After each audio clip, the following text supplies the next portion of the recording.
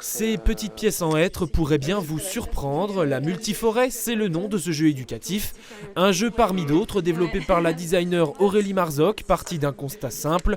Si nous apprécions la nature qui nous entoure, nous savons en réalité bien peu de choses à son sujet. Aujourd'hui, mes jeux sont adaptés à des associations d'éducation à l'environnement ou alors des structures d'animation, des personnes qui accueillent du public en tout cas. Lire des livres, c'était une chose qui était peut-être pas évident pour tout le monde. Donc l'idée de créer des jeux, ça a été une manière de démocratiser et de partager des moments communs autour des moments d'apprentissage autour de la forêt et du jardin pour le moment. Petit à petit, la collection va s'étoffer. Mercredi matin au Xylolab d'Épinal, quelques curieux s'essayaient à ce jeu sur le thème des saisons et de la forêt.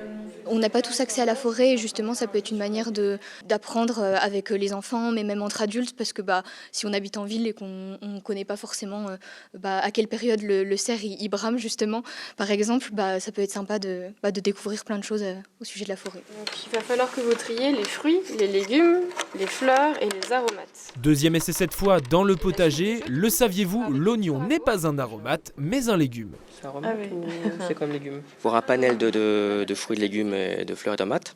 Et on se rend compte qu'il y a des choses qu'on mettait dans une case alors qu'en réfléchissant bien, c'est pas forcément l'idée qu'on avait au début. Le plateau et les pièces sont en hêtre massif des Vosges, transformés dans le département, tout comme la boîte. Une démarche de circuit court voulue par la créatrice. J'apprécie énormément de travailler avec des personnes qui sont juste à côté de chez moi. Donc être au contact des créateurs, des fabricants, c'est vraiment pour moi des valeurs que je veux créer et impliquer dans mes jeux en fait. Ouais. Une plus-value locale qui a un coût, compté entre 70 et 120 € la boîte de jeux, mais qui a déjà ses acheteurs, notamment des collectivités dans le Grand Est ou encore en Île-de-France. Le projet débuté il y a 4 ans va continuer à se développer avec une nouveauté à venir au catalogue, un jeu sur le thème de l'environnement dans la ville d'Épinal.